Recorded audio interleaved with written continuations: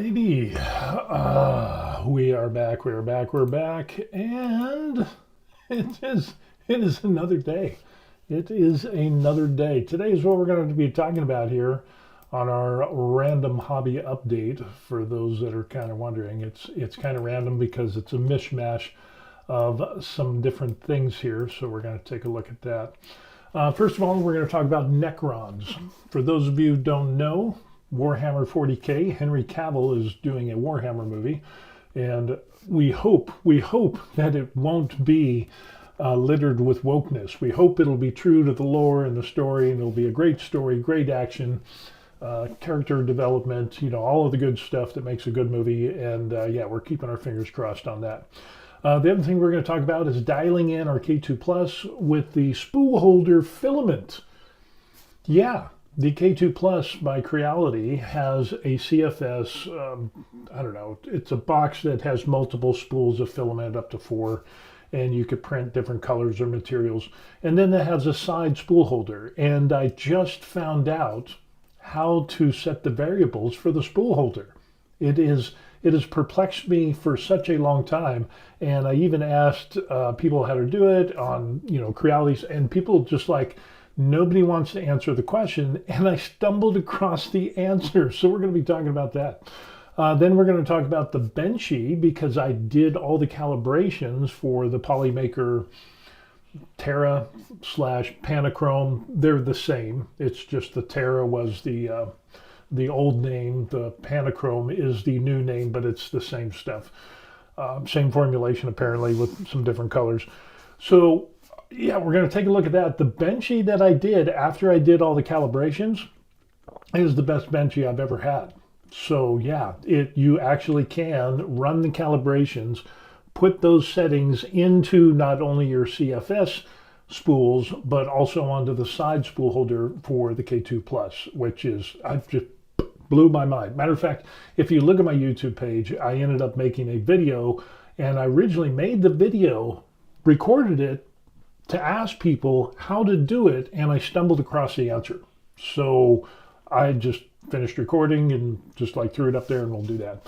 Then we'll talk about a planar cut in Tinkercad. For some of you know, if you're into 3D printing, either resin or FDM, what you can end up doing is, like, if I have a model, let's say I've got this little model and I blow him up that is bigger than the build plate on my machine, or it's just kind of problematic and I want to cut them into pieces so that it's easier to print, I have less overhangs, whatever it is, combination of all those things, then what I can end up doing is doing that in the slicer program.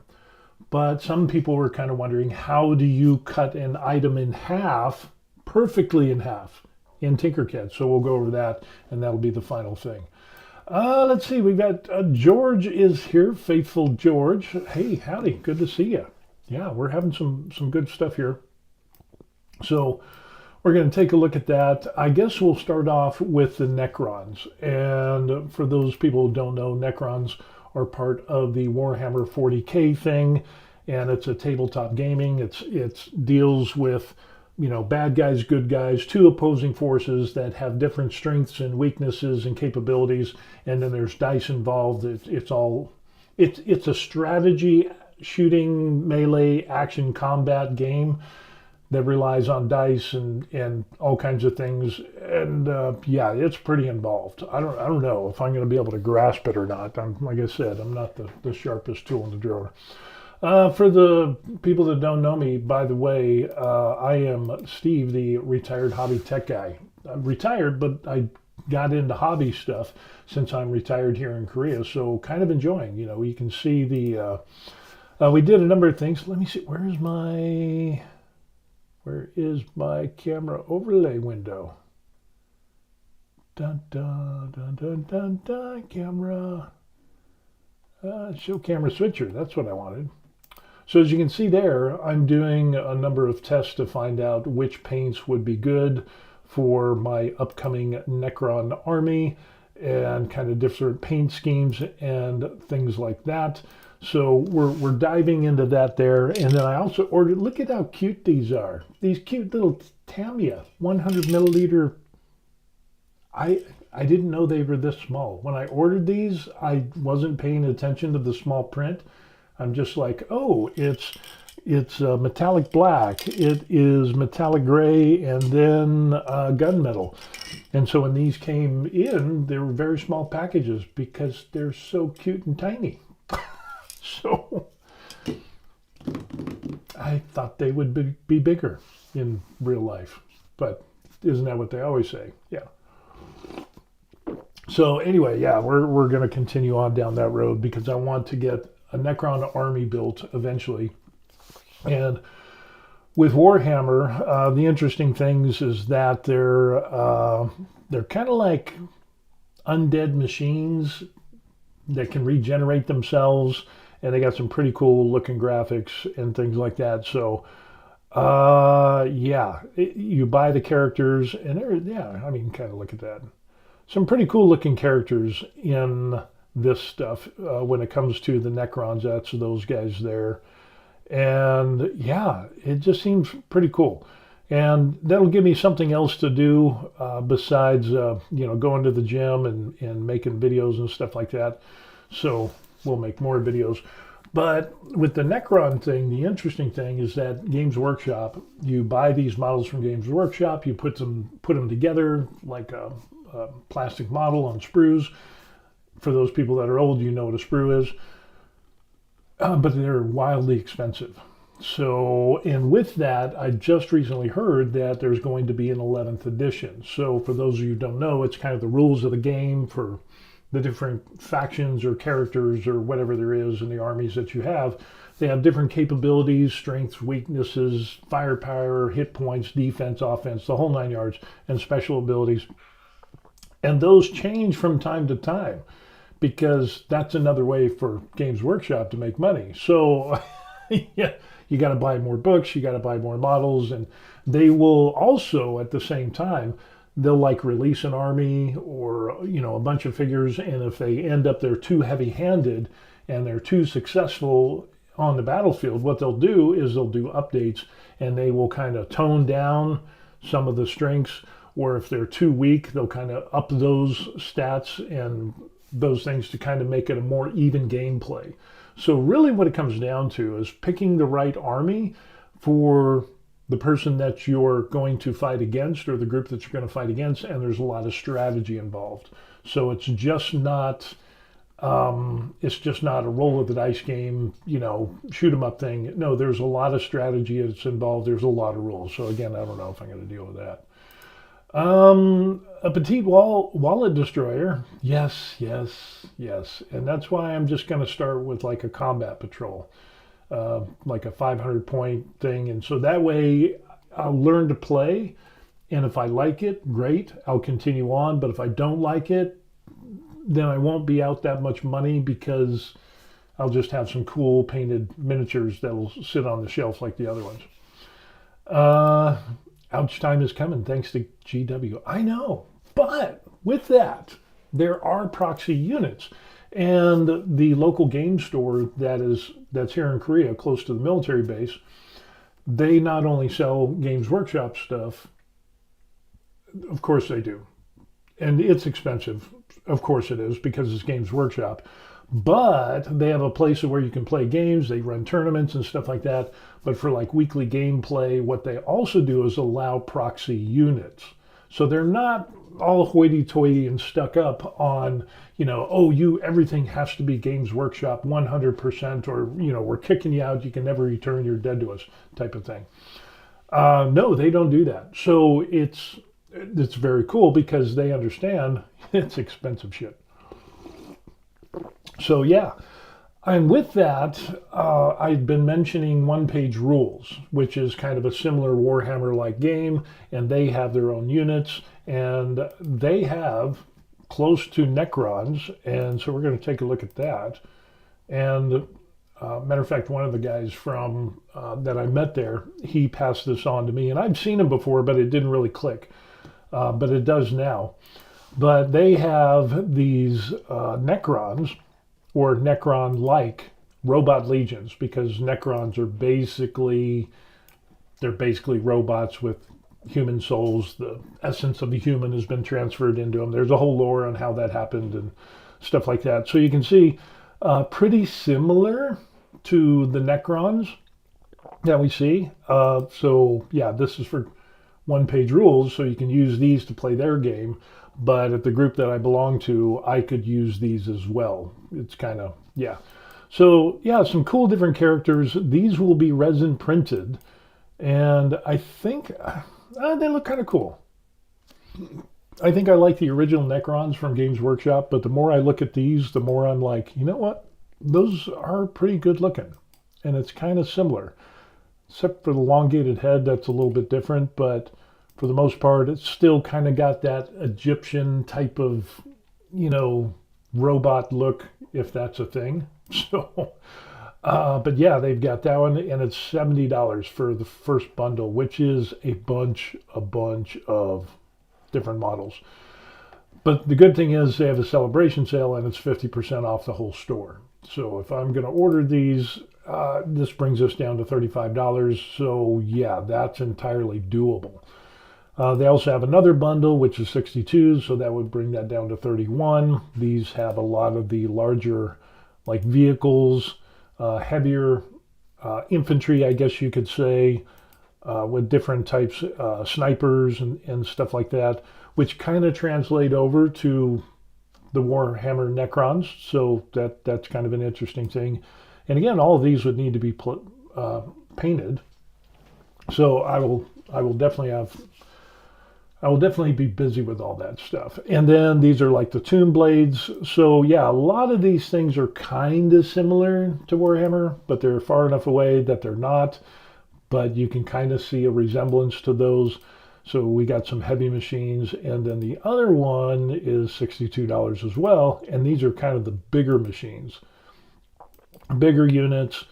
And yeah, just kind of some cool looking stuff there.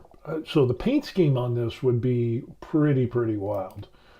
So yeah, it looks like the monolith. So 31, that'd be 62, and then another 35, 90, almost $100. 50, being a 50% off, you're going to save on the prices of all of these. So I might just pull the trigger and get all of these because there's only 10 days left. And then, but then they also have, this is the bad thing, not enough money. So the other sci-fi bundles that they end up having that look pretty cool. They got orcs. I'm not really orcs, but then the Human Defense Force is kind of cool too. So I like those as well. Dwarfs, aliens, alien hive. That might be something. Blessed Sisters, Saurian Host, I don't know. If I just had a bunch of money, I would, I don't know if I like the Saurians because they're kind of like lizardy type things. I mean, they're cool, but I'm just not probably into that, I don't think. I would probably do Alien Hive. Ooh, this is like the Tyranid. This is like the Tyranid proxy. So when we did the Tyranid build and paint, I mean, these kind of look similar. Kind of see the similarity between the Tyranid, and you're probably wondering about what the Tyranid looks like. Let's catch up on some comments before I get to Tyranid. We got Swedish Foragers in the house. Hey, what's up? Content for ages. Yeah, I know, right? Wait until after your trip and catch the summer sale. Yeah, I could, but this is 50% off now. And I don't know when the summer sale is going to be, or if this is the spring sale. But that's 50% off. That's the biggest discount I've ever seen. So on one-page rules. So that might be something to take a look at. Let's see. We've got Silver Scratch built product. Welcome to the stream, and I'll show you the Tyranid guy that we made, that we printed out on our Creality K2 Plus, and boom, so there he is. We even did some glue and did the volcanic base and stuff like that. So this guy ended up pretty good. I'm sorry about the focus on this. It doesn't focus real well. But yeah, that turned out to be a pretty cool looking character. So that's what a Tyranid looks like from, and here is what we see on the one-page rules. You can see it's a lot of similarities. So again, it's a good proxy army that we could print these out. And if you know anything about resin printing, this would be pennies on the dollar compared to Games Workshop. So yeah, I don't know. But then the Tyranid guys are pretty good. But I'm kind of leaning more towards like I said, the robot legions, because they're more Necrons, and that's what I'm going to be. I think that's what I'm going to end up playing or try playing in Warhammer is the Necrons. So yeah, we'll set that guy over there. You know what? I'm going to put him back. I have a habit of not putting things back, and that's one thing that I'm going to try to change. And I'm getting a little messy, so I need to clean some stuff up. And the pegboard helped out a lot on that. Yeah, Silver Scratch. Yeah, he's there. Yeah. Remember, no resin paint at the moment. No resin printer at the moment. This is absolutely true. For those of you who don't know, I had the Saturn III Ultra, and I had it, did a lot of good stuff. And then, boom, it died. So I'm in the market for another printer. Silver Scratch says, I buy recast for a quarter of the price of GW. Recast? What do you mean by recast? Because like I said, I'm new to Warhammer and all this stuff. I printed out some characters and I paint them, and I got a bunch of, Warhammer, like, Space Marines that I painted, and because I wanted to learn how to paint, and it was a good hobby. So yeah, fill me in on that, the recast thing. I'd like to know what that is for a quarter of the price. Recast. You were talking about proxy units and 3D printing? I'm not sure. But with that, yeah, absolutely, my Saturn III Ultra is dead, and people are kind of wondering, well, how did it die? Well, resin had seeped into the insides of the machine and apparently got on the board, where it shorted out the board, and there was some flickering. Things weren't printing right, and then eventually it just, yeah, so when I cracked it open, it ends up that it had resin in there. And what happened is that resin, the FEP had got punctured, and I was gone, and resin had seeped out, and it seeped in, and apparently didn't clean it up enough, didn't take it totally apart, and so that was to my detriment that the machine died. But on the other side of the coin, that means I get to buy a better resin printer. So I've narrowed it down to 3 machines, and of course, if I had enough money, I'd just get a Hager's Reflex, because that machine is probably the best for resin printing and automatic supports and stuff like that.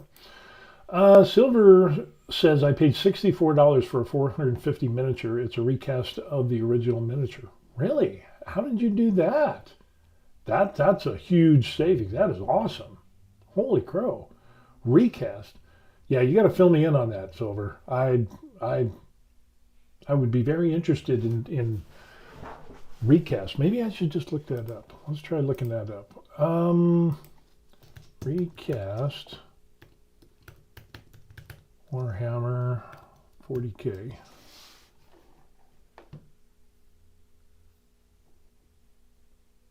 Would you buy recast miniatures?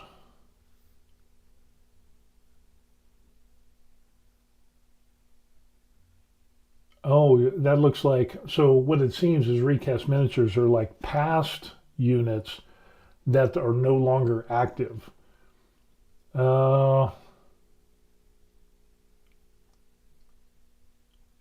Games Workshop removing so many models. But then again, I mean, you could probably save a bunch of money on it with the old armies and figures that are like in the previous editions that they don't use anymore, but you could still play with somebody as long as they're cool with it. So, yeah, I think that's kind of a thing. So I imagine that you would probably find them on eBay or other selling sites and stuff like that. It's not like a business. It's more like aftermarket, third-party sellers and things like that.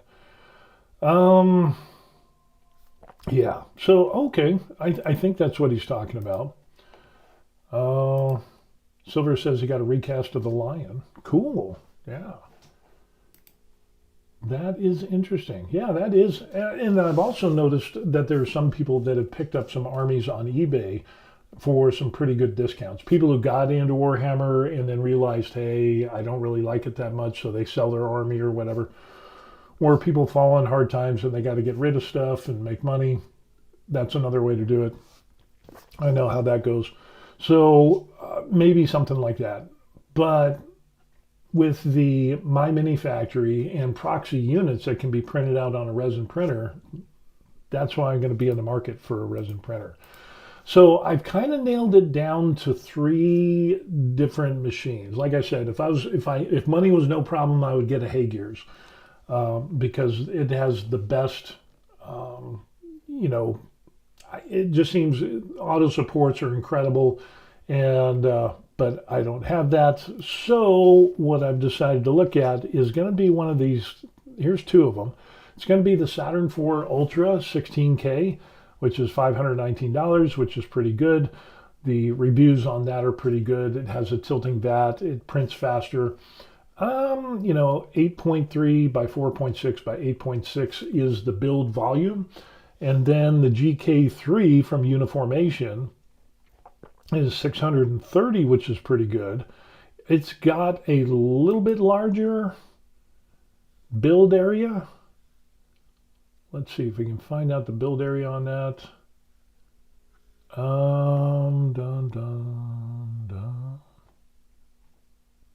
I think it's pretty similar to that. But it has a lot of good bells and whistles. It has an app, it has a camera, so you can keep track of things, which would be nice to have. The vat and how it connects in, and the build plate with the one-handed release, it's really nice. It's got a lot of cool things on there. So, and it is similar. I think it's just a little bit bigger than the Saturn IV Ultra. And then the other one that I was taking a look at is this one here, the Anycubic Max. And the print volume is 11.8 by 11.7 by 6.5. So that is a monster. $700. Yeah, but holy crow, that is huge. I mean, that is 14 liters. And that is just incredible. That is a huge. I don't know if I would use it that much. I don't like the resin system there. I'd just rather just pour it in because you got to clean those things out. But let's see what else has it got. Yeah, it tilts it a little bit. Yeah, I think the GK3 does a little bit better job than that. Resin vat. Failed print detection, that'd be interesting. 4-point leveling. I don't know if I like that. That's kind of similar to what we had on the Saturn III Ultra. So really, it's kind of down to these 2 here. Saturn IV Ultra or the Uniformation GK3 with the T-screw or the ball screw. The ball screw is like 670 or something like that. Let's get back to some comments. Silver says, yeah, he got recast the Lion. George says, makes me kick myself for all the sets I passed up at yard sales. I miss yard sales. Being in Korea, there's not like yard sales here. Silver says, the site I use has all the new stuff from GW. I'm about to get a 40K scale Warlord Titan. Really? Ooh. You need to, if you don't mind, my email is officialthevariedlife@gmail.com.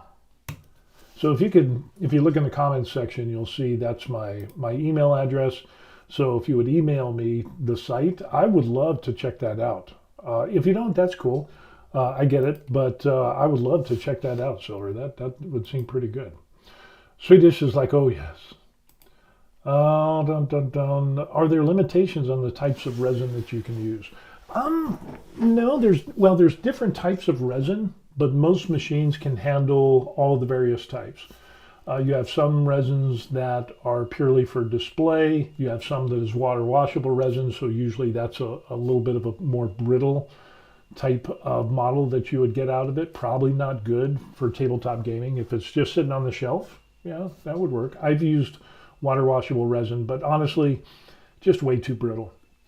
I would stick with like a PLA Pro, or if I get something like this with the Saturn IV Ultra or the Uniformation GK3, I would go with an ABS-like, because that seems to have the most strength, density, a little bit of flexibility. It's not as brittle, and it's real good for tabletop miniatures. But you have other resins out there. I wouldn't be limited to resins on either of these machines, or all three of them. I could, even on my Saturn III Ultra, I could use different resins, but you just have to dial it in. Do some testing, dial it in. But figuring, since it's only going to be for tabletop figures, I'll just use ABS-like resin, and it would be good to go, and that would be it. So yeah, you have Elegoo, ABS-like resin, 3 kilos, about 44, and then you have the ABS-like for the GK3. I'm not sure how many, 1.2 kilos. It's not bad. It's in the bottle that fits into their machine, so that would be pretty good. Silver says, did that come through? Let me check. Let me pull up my email here. And I'm pretty good about my email. If you send me an email, usually within 1 or 2 days, I will answer the email. So let's get that. And dun, dun, dun, dun, dun, dun, dun. Oh, no, that's Creality stuff. Let me see. Spam? Would it be under spam? Partnership ideas? No. Did I write the email address right? officialthevariedlife@gmail.com. Let me double check there. officialthevariedlife@gmail.com. No, I didn't get anything in yet. Oh, and I've got a collaboration coming up with a YouTuber here in Korea. It's time to go to bed, looking on TV, but I can't write in chat. Okay, well, hey, thanks. Good seeing you again. I appreciate that. Get some good sleep, and yeah, thanks for joining. That is awesome. Let's see. Let me double check. We got stuff from Loot Studios. No. Promotions. Of course, it wouldn't be under promotions. No.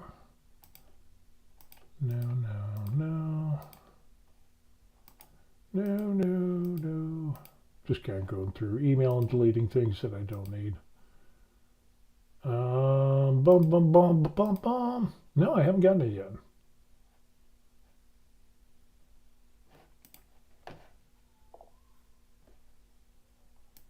Have I done the review of the ultrasonic cutter yet? That is going to be this week. Well, today's what? What day is today? Is Saturday. It'll be next week. I'm going to go ahead and bite the bullet. I'll do a live video. Probably won't do a lot of interacting. We'll just do the, maybe we'll do a little bit of interaction. But we'll end up doing the ultrasonic cutter. I've got to get that done. So I figured I was going to try to just make a video, record footage, B-roll, the whole 9 yards, and then edit it. And I was like, you know what? There's no requirement for me to do that, so I'm just going to go ahead and do a live video. I started putting together the scenes, all the information, and then we can go over to the table and we'll review it. So I think that's what I'm going to end up doing. Why try to make it harder on myself? The agreement is that I got the ultrasonic cutter. I've got to do 3 videos. So this will be basically an unboxing specification video with some cutting on there. And then a second video will get into some more specialized cutting. And then the third one, I think, will end up being a project where I use the ultrasonic cutter. So yeah, that'll be next week. I'm working on it. Dun, dun, dun. Yellow Tang, hey, welcome back. That was what I was looking for earlier in case I missed it. No, I'm going to do a live video. It will be next week. It will probably be on Tuesday or Thursday. I don't know. I might bite the bullet and do it in the afternoon here in Korea. So whatever the time is in where you're at, you'd be able to see it. Or I could do it about this time in the morning. So let me know if, like, you know, maybe a couple hours before this, because it's like 10:50 a.m. here, I would probably do it around 7-ish, 6 or 7-ish. So if that's a good time, I don't know. Should I just do it at the normal streaming time like now, or should I do it like 5 or 6 hours later? Let me know in the comments. So yeah, blah blah blah blah blah. Let me redo that. Nope.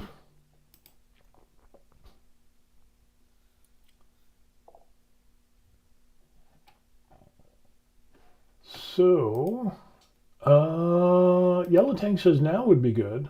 So around 10, 11 o'clock my time would be good. Okay.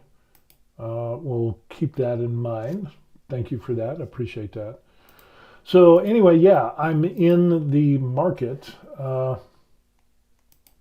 now, time-wise. Yeah, I got you. Now, let's do it now. Now. Yes. So anyway, getting back to the resin printer, obviously I'm going to be picking one of these two. I'm leaning more towards a GK3 because of a number of different features on there, and I'm really kind of excited about it. Decent build area. Some of the other things is that, let's see if we can get, let's just go down here. Of course, it's got a camera and an app. That's not the sole reason. Printing in low temperatures, so it has heated vat type of thing. Feed control, yeah, whatever. Yeah, okay, 16K, whatever. I like the drip tray or the build plate with the little drip loop, so that way you can minimize that. I like the one-handed operation. I like the way that it has the vat and has these little sliding things instead of, little nuts and bolts type of thing. And yeah, I think this is going to be good.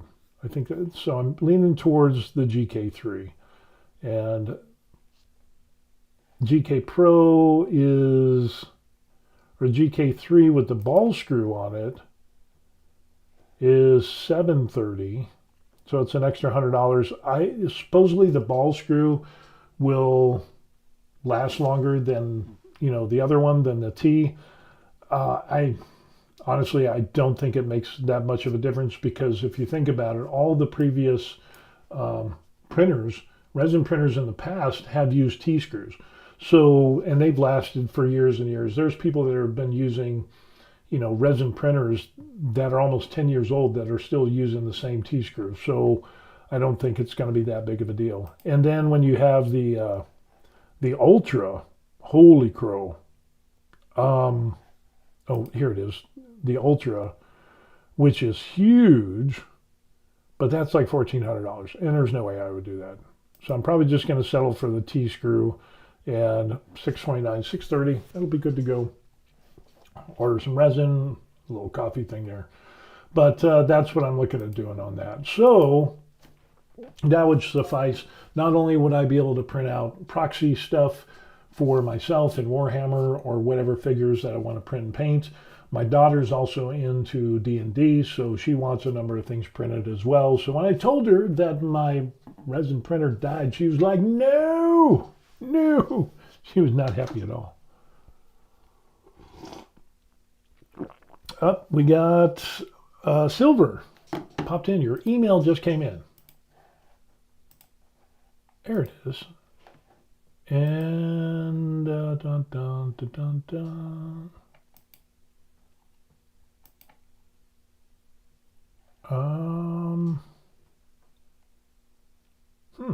Interesting. Let me quit a few things here. Yes, we want to save that. That can't be reset. I don't know.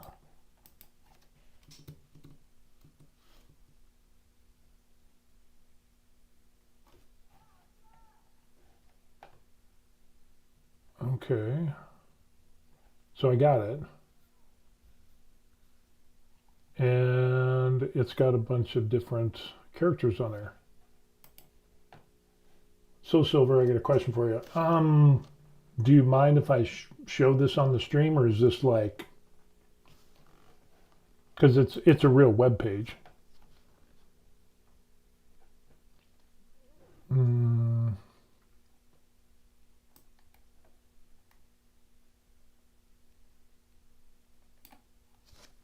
So let me know. Put that in a comment, and because I don't want to. Well, I mean, it's a public site. It's not like it's on the dark web or anything. So, yeah, I guess okay. He says, yeah, go ahead and show it. That might help somebody else out as well. So let's jump into it. Here it is, wartablegames.me. And here they say that's wartablegames.me or wartablegames2.com or games3.com. And so they get some discounts on things. Okay, Warhammer, blah, blah. We got like an about. Catalog. Ooh, look at all that. Necrons. Let's hit the Necrons. And I don't know enough about the prices to know if these are cheaper or not. But I'm going to take Silver's word for it. Oh, yeah. Oh, yeah, definitely. The Doomstalker, that right there. Holy crow, this is incredible. Those are inexpensive prices. Spider, oh, 13 bucks? That is cheap. Chronomaster, $10.99. Oh, yeah. Overlord, $10.49. Oh, wow. Bro, you are awesome. Thank you for turning me on to this. Oh, nice. That is pretty good. Nice. I like it.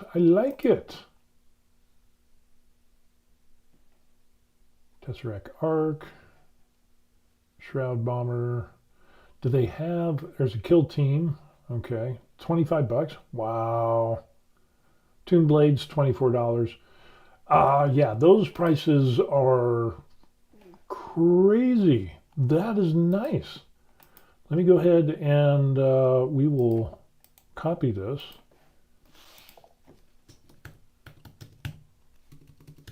Wartable Games site. And there is the link for that. Silver says, check out the Titans. Okay. Titans. Let's just do a search. Titans. Dun, dun, dun. Oh, look at that. Adeptus Titanicus 2470. Chaos Reaver 392. That's if that's with a discount. Again, I don't know nothing about Titans and the cost, but look at those 2470.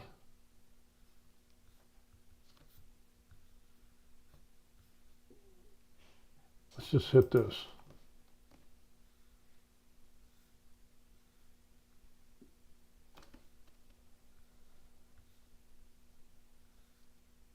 Possibly the best cast I've ever purchased. Few imperfection in the armor and leg plates. Weapons are fine. For the price, I'd recommend buying it. Okay, cool. Nice, nice. Imperial Knights.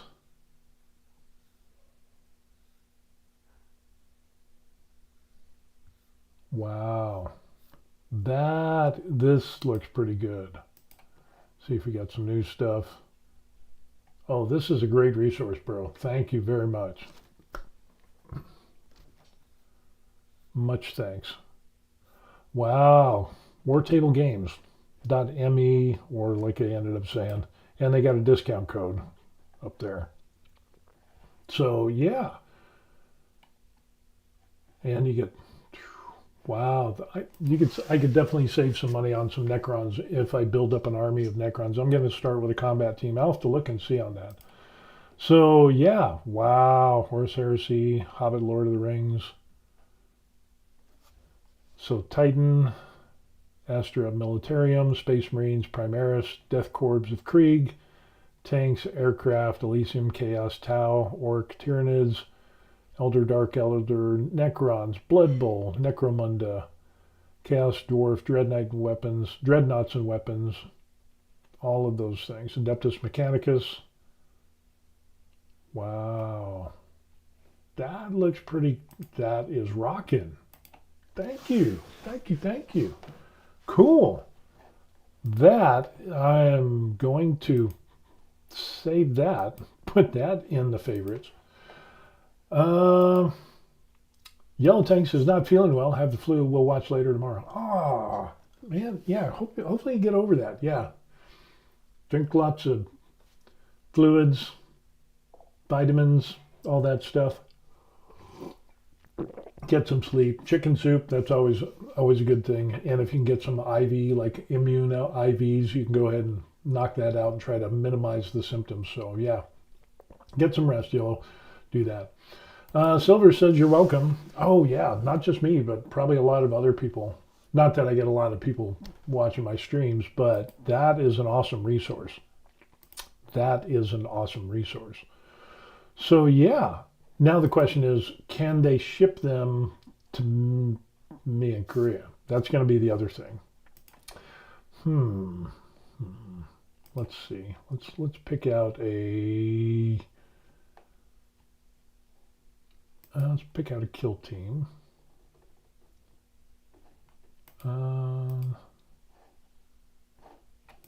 Let's see what happens. I'm just kind of interested. So a kill team, whatever those Necron character dudes are, looks kind of cool. 25 bucks. And if we add that to the cart, okay, and we have a discount code of February 7, so we'll copy that. Go ahead and we'll go to the cart, check out. I guess I got to do all that. Oh, country and state. Oh, so they do have Korea. LNN, HIJK, Korea. Okay, they have Korea. Okay, so it looks like they could ship to Korea. So that's pretty good. And I'm wondering if we go to the United States, do they have APOAP, Armed Forces Pacific? Yes, they do. Okay.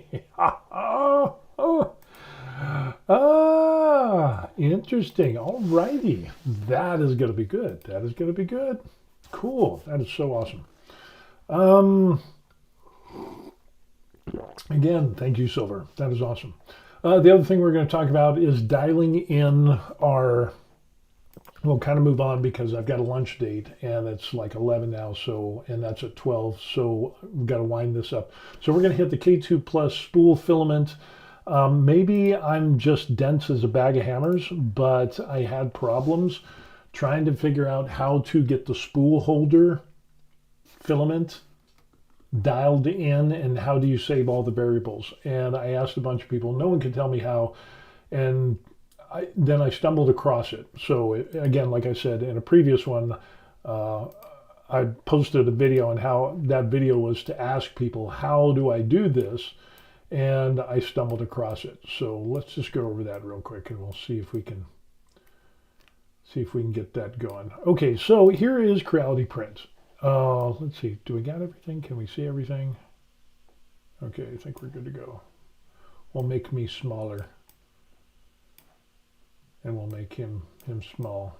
So we'll do that. Okay, so in Creality Print, this is for an FDM printer for my Creality K2 Plus. And you have your build plate, and we have a little Benchy on there because we just did that after I did the calibration for the filament. So up here is your CFS. So you have a CFS. I have 3 spools of filament, and the CFS is kind of here, and then you have an external spool holder. Well, if you click these, nothing really happens.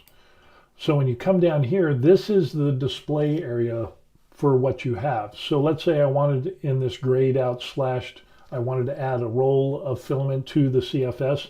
I would hit that, and let's say, you know, it's Hyper PLA. I could pick whichever ones I want out of that pre-described list. And then here, let me get that out of the way. So if I go here, and right over here, you'll see this little pencil. If I click that, that is where I can go through and I can change a bunch of variables. So when I do my calibrations and have to change the flow, rate, pressure advance, whatever it is, blah, blah, blah, I could do that through this. So that is on all of these, which is fairly easy. So again, you pop this up and you're able to, let me get that over. You're able to edit all this stuff by hitting that little edit pencil.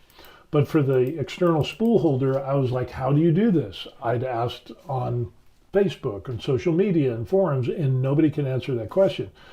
So if I go back up here and I hit the add one filament, it just adds it to the CFS. Well, I only have 4 slots in my CFS, and as I was going through, see how this highlights? I clicked on that, boom. Now it goes to the external. So you can tag and get your external spool on the outside of the K2 Plus, and I can do the exact same thing. I can go through, I could pick whatever I want, and there it is. And so with that, I can go over here and I can make the changes to all this stuff. So like I just finished the volumetric speed, it's up to 18. Some other stuff that I ended up changing was flow rate.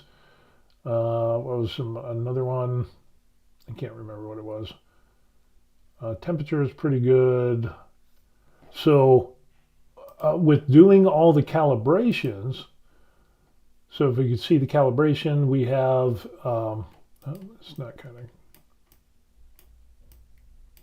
it's not showing the whole thing. Why is it not showing my entire screen?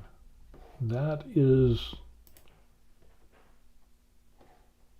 preferences, stream. I don't think I'm going to be able to show program. No, that's not it. Automatic alignment, account, stream. Video, audio, screen sharing, include desktop icons.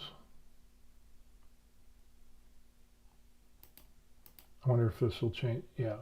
Well, that'll show all the folders. I don't want to do that. Include the desktop picture. I don't know. But anyway, when you go up top and you go to calibration, You have temperature, flow rate, pressure advance, retraction test, tolerance, and max flow rate. So I did temperature, flow rate, pressure advance, and the max flow rate. I didn't do a retraction test, but maybe we'll do that. But that is how you can get to your external spool holder by click on adding that. Now let's say if I want to take it away, again, we have all the, and if I click this here, that'll just show what's currently on my machine. It's kind of interesting that that the external spool holder will not remain there. So if we go to this, we go to external, and we're good to go on that. If I click this, it'll get rid of that. And I think that's a problem. That should not be a thing. But you can go through, you can add your external spool holder, you can select whichever one that you want off of that list, and then we could also add and change those variables for when we do those calibration tests. So yeah, for those people that didn't know how to do that, yeah, there it is. That's how you do that. And I was just tickled pink because I was fighting against that. I was like, well, does it just take the variables, the settings for the filament in the CFS? And it's, I just didn't understand how that works. So now that's all fixed. So what did I get off of the calibration when I printed the new Benchy? Oh, it ended up good. It ended up good.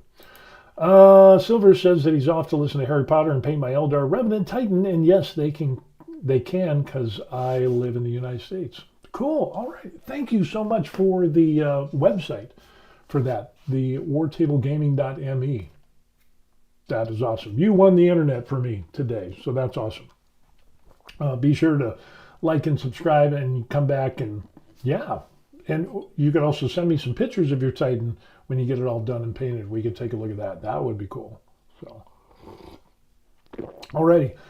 So now the question is, how well did it print out the Benchy? And let me see, was this the last? I don't think that was the last Benchy. We've got the new one over there. Let's just go ahead and zoom in there because that's the Benchy. Let me go grab the last one I did prior to the calibration. And since I have a wireless mic, I can do that. And let's see. Which one was it?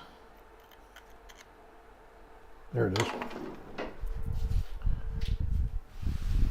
And you can end up seeing why I'm a little bit excited about this. And let me go ahead and start my tablet.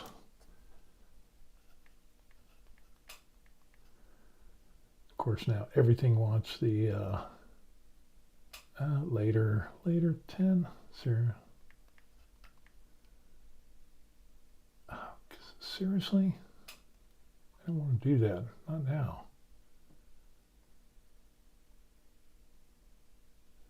All right, we're trying to get the tablet so I can see what's going on.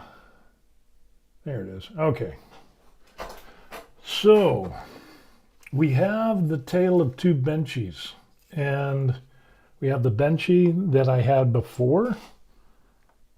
And if we take a look at this, this was the before Benchy with the Polymaker, and for the most part, it was a pretty decent Benchy. Let me see if we can get that focused. But you can still see some lines, and it was a little boogered up, and especially on the back, it really kind of messed that up, and you can see the problems we had there. I've got some voxel lines, so different little bit of, it just looks odd, as you can see. It's okay. And then we had, like in here, you probably can't see that, but right in here we had some separation from the wall, and that was kind of problematic. I mean, it's an okay Benchy, but after dialing this in, this is the Benchy that we ended up getting. Let me see if I can get that. Look at how much better that is. And look at the back. That is awesome.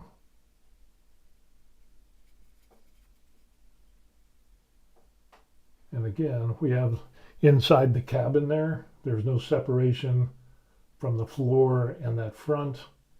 And again, this is probably the best Benchy that I've had so far. So tiny little bit of stringing, but other than that, this turned out damn nice. So as compared to the other one. And I got rid of the stringing because we did our temperature test. And again, yeah, just a really good result there. So highly recommend getting your filaments, running the calibration, and getting those done. So yeah, the tale of two Benchies. I'm really happy with that. So, and again, just awesome stuff. Like you can see the difference between these, and yeah.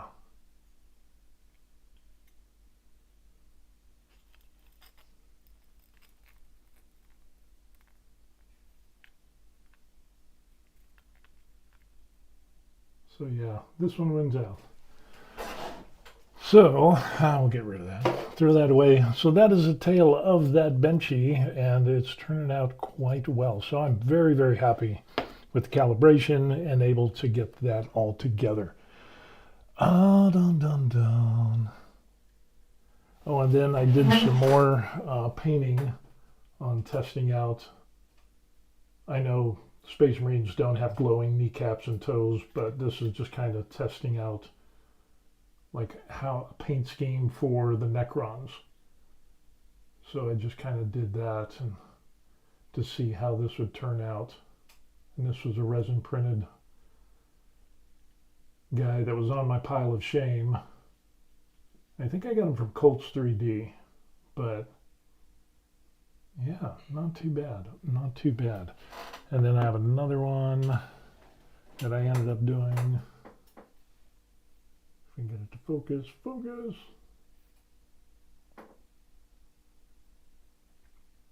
There we go.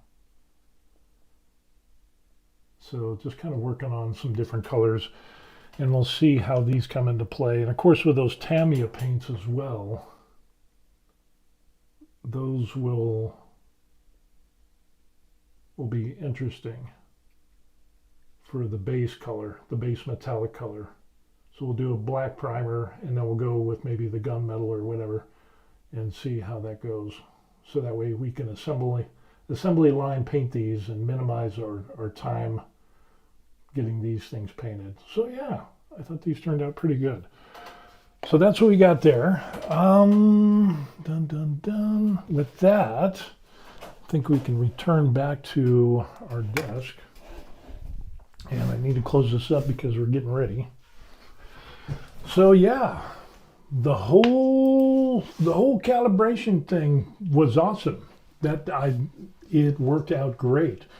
So I was so excited about that because, again, I had asked people about it. Hey, how do you set the variables for your calibration for the side spool holder on the K2 Plus and Creality Print? Nobody has been able to explain that. It's just like, well, you have the CFS. Why are you using the side spool holder? So which tells me, yeah, I could do that.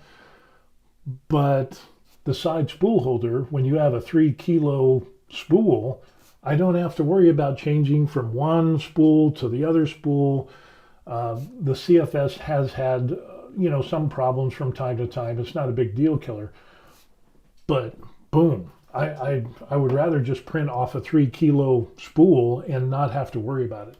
And talking about a 3 kilo spool, I picked up the Infinity S1 that has a feeding system, so I can have a 3 kilo spool here, a 3 kilo spool here, or a 2 or whatever, and then once this spool runs out, it'll do this. In other words, it's almost like a CFS, but it's just for one type of filament. And so that way we can do the cosplay items and stuff like that. So looking to get that into the mix as well. And again, CFS is great, but I'm probably not going to be using it much because I don't do multi-material printing or multicolor prints. Pretty much just kind of, the same color and then I paint it. That might change in the future. It depends. Depends on the next printer that I get, which I'm thinking might be the Prusa Core 1L with the index system that is hopefully going to come out for that with multi-material printing and multicolor. Maybe I'll get into that more.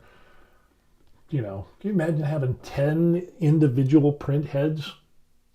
Wow, that would be incredible. Probably overkill for me. But imagine doing some cosplay items where I don't have to prime, I don't have to sand, I just print it and go. So anyway, we'll see how that goes. It is pretty interesting. The last thing I want to talk about is boom. Not that. We'll close that up. Crowley print. We'll get rid of that. Excuse me. But the next thing is a planar cut in Tinkercad. This is the last thing that I want to end up doing because for those of you who don't know, I print or I make stuff in Tinkercad because that's kind of my level of, doing stuff. And I have a number of items that I posted for free on Creality Cloud. So if we take a look at this, there's my Creality Cloud page, the Buried Life, and Tabletop Game Moon Life Counter. I did that. That just came out. Just some all different items. They're all free and just stuff that I've made in Tinkercad and, some shelving and units and airbrush holders, paintbrush holders, and so on and so forth. So, free models. So I'll post that. And we've got Biggs. Biggs is in the house.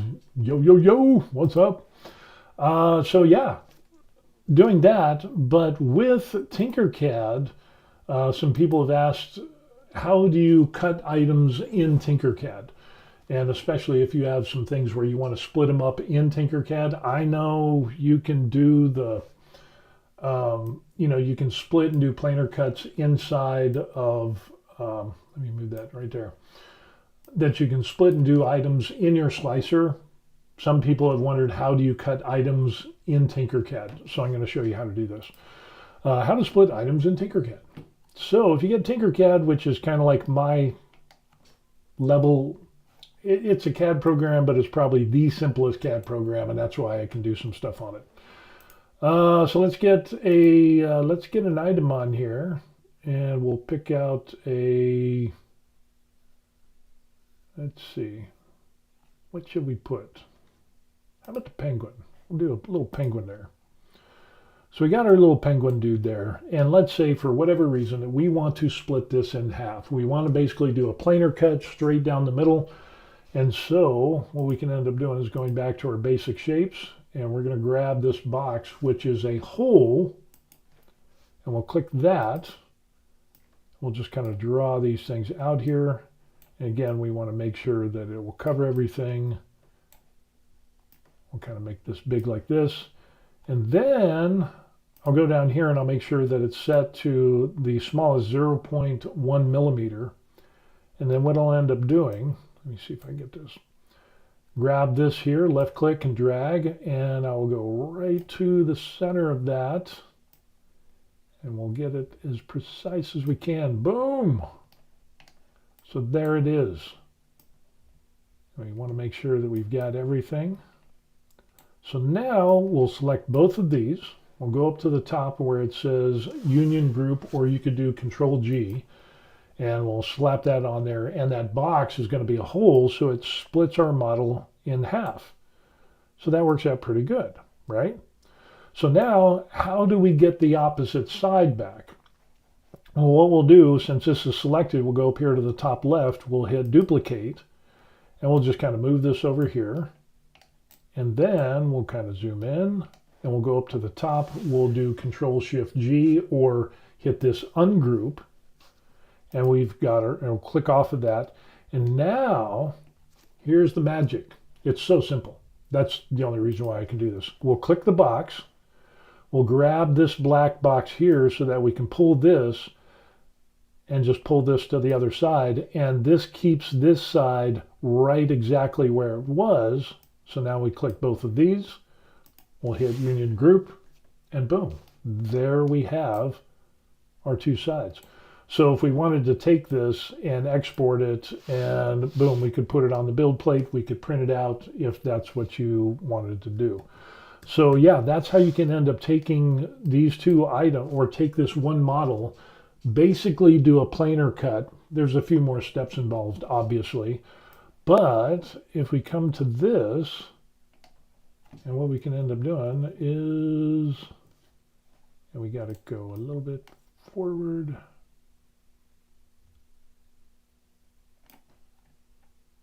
And if we zoom in on this, we can, boom, there it is. So a perfect cut down the middle. And if we ended up, we could select both of these, and boom, yeah, it would end up being that right there. Ah, there's a little bit of a tiny area there. From what I found in Tinkercad, sometimes those will make a difference. Sometimes they won't, because it's such a minute detail. You'll see it on Tinkercad, but when you print it out, it's not a problem. So, but yeah, that's how you end up basically going through and yeah, doing your model. And doing the planar cut is just kind of, have to click off. Let's grab that out of the way. Click the box, we'll grab that little black, and we can just kind of do both sides, and that's how you can do your thing. Now the other thing you could end up doing is that if you wanted to do like this, you could kind of do the same thing. So if you wanted to split it in half that way, we could join these two together. Boom, we get that. We'll just hit copy, we'll move this over, and then we'll do that. We'll click off, we'll click the box, and what we'll end up doing is, I think we can do it like this. Yep, we can do it like that. And select those two things, and we join those together, and voila. There we have our two different cuts. So yeah, basically it's a planar cut, but what we can end up doing is, with a couple more steps, we can achieve the same thing in Tinkercad. So for whatever reason that you want to split a model, that's how you do it. One of the things I would like to see in Tinkercad is the ability to do a real planar cut like you would in slicing program, and have connectors on there. So you could have some joining connectors, you could do some dowels, things like that.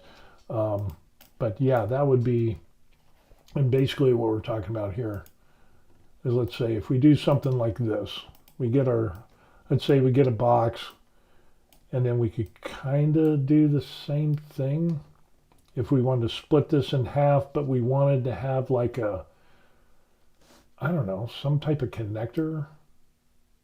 I'm not sure how that would do that. If I want to cut this in half but join those two things, I guess what we could end up doing, say if we do that, and then we could do this, and we could just kind of slide this over.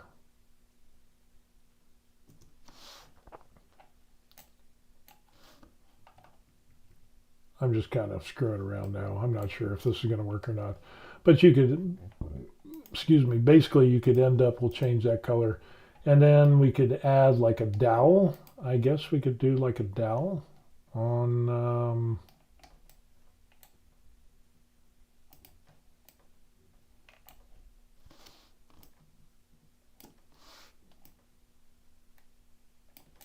and we could add that to that.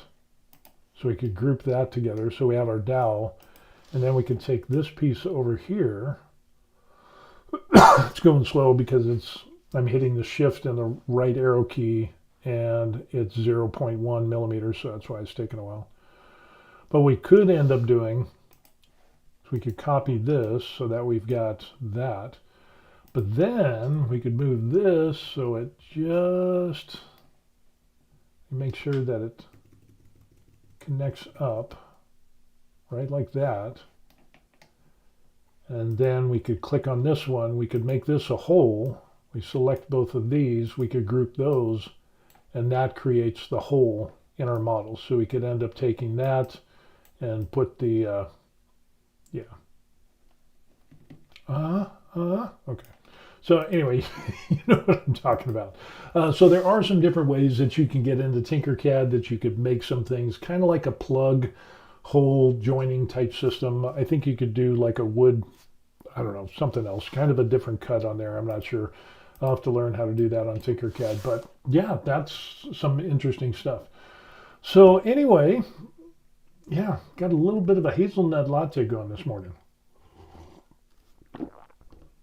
It's not the best latte, but it's passable. I need to reduce the grind size so it's a little bit finer.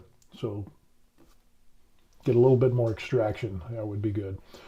So that's what we got. We did the random hobby update. We talked about Necrons. We talked about, which is cool because Silver ended up talking about wartablegames.me.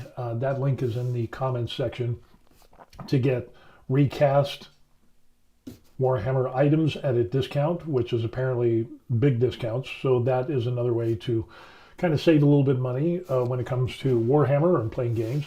We talked about dialing in the K2 Plus spool filament. So if you're using the side spool holder, how do you do that? And I stumbled across that. I actually got a video that I recorded and was going to ask, how do you do this? And I accidentally figured it out. So we went over that. We showed you the Benchy, which is after the calibration of the Polymaker Terra filament on the 3 kilo spool, was the best Benchy that I've had with that stuff. So calibration does work. Dialing in your filament is worth the time, and it takes time, but it doesn't take a lot of money in filament, and it is well worth it. It is so worth it. Then we talked about Planar Cut and Tinkercad, and we ranted about some other stuff. But yeah, that is basically what we got. Corsair says, Corsair the Pirate, you're becoming famous. I was talking to an old buddy, mentioned moving to Korea. He said his other buddy told him about a YouTuber to watch because he did it. Turns out it was you. It was me. It was me. It wasn't me. It wasn't me. What was that song? Wasn't me. Yeah. Yeah, I get noticed from time to time, which is kind of weird, but I don't get a lot of views, but every once in a while I'll get people that will stop and say, hey, you know, we came over here to Korea because we saw that you could do it, and they were in the same situation. So it's kind of fun. It's kind of fun. I enjoy it.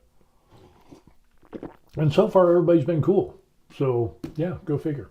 With that being said, if you have any questions about retiring in Korea, in my situation, my wife was a Korean national. She became a U.S. citizen. Korea has an F4 visa for returning Koreans. And so you get a visa. Then as a spouse, I am able to get an F3 visa. It used to be called the F1 visa, but they changed the names for some reason. And now it's considered an F3 visa. The spouse of a returning Korean or somebody with Korean ancestry in the F4 visa. And that's how we're able to stay in Korea. So yeah, it's been good. Been able to retire early. We're paying about half the expenses of what we were paying in the United States, not counting all the hobby stuff. So there's that. But it's been good for us, and we've enjoyed it so far. Again, it's not something for everybody, but retiring overseas allowed us to retire early. I retired at 54, called it quits. The only way we were able to do that is to go overseas, and yeah. Of course, we paid off all our debts prior to doing that, so here we are, and it is working out well. So yeah, there it is. So we finished up the video. If anybody wants to contact me about hobby stuff, or if you have cool websites like that what was it? The wartablegames.me for discount recast items on Warhammer. Awesome, awesome place. But if you want to send me info, you can email me here at officialdevariedlife@gmail.com. Usually take a day or two to respond unless we're doing a live stream, but I always answer my emails. So yeah, there's that. A bunch of people bought me coffee. That's cool if you do. Link in the description box. But the very best thing that you can do for me, hit that like button, subscribe, smash that, ring the bell so that you can be apprised of future videos. And we're just going to do the Varied Life stuff, you know, 3D printing, resin, FDM, painting miniatures, and whatever else pops into our lives here in Korea, you'll probably find it on the channel. So yeah. With that, any tips, tricks, suggestions to make me a better printer, painter, person, shoot me an email or show me what you're doing. That's also what the email's for. Like to see what you're doing and learn to have fun before it's too late. So, okay. I think that's going to be it. Appreciate you all. Have a good one. We'll see you on the next video. Peace. That was good. I like that. That was a good one.